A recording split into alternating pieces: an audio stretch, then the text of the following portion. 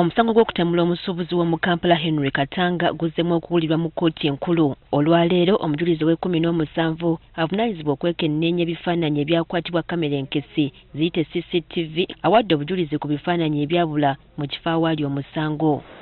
Amyuka Ssaabapoliisi Emmanuel Odong ow'ekitongole ekikwasaganya eby'ekikugu n'ebyempuliziganya mu poliisi ategeezezza nga bwe yayitibwa okuyambako mu kunoonyereza okuzuula obutambi okuva mu kamera eyali mu maka ga Katanga.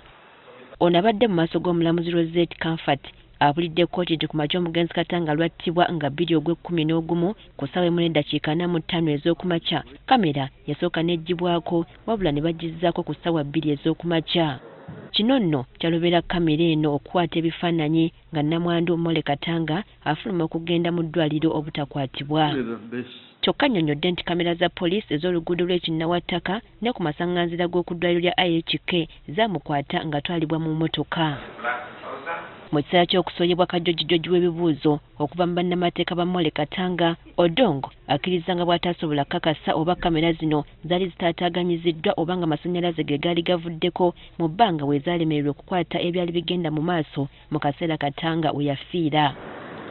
Nti era ono teyasobola kuzuula mmotoka gy'alumiriza nti ono mwe yatambulira okugenda mu ddwaliro lya IHK ekiviiriddeko oludda olwawaabirwa okubuusabuusa alipoota ye. Henry Katanga yakubwa amasasi mu mutwe agamuttirawo embuya mu ggombolola y'e Nakawa ekyaviirako poliisi okukwata nnamwandu Mole Katanga, bawala be babiri okuli Martha Nkwanzi kw'ossa Patricia Kakwenzi omukozi w'ewaka George Amanyire n'omusawo Charles Otaye nga bano bo baatebwa kakalu ka kkooti. Olunaku lw'enkya oludda oluwaabi ne luleeta omujulizi we-18 okwongera okulumiriza nnamwandu Mole Katanga nga bwe yeenyigira mu ttemu lino.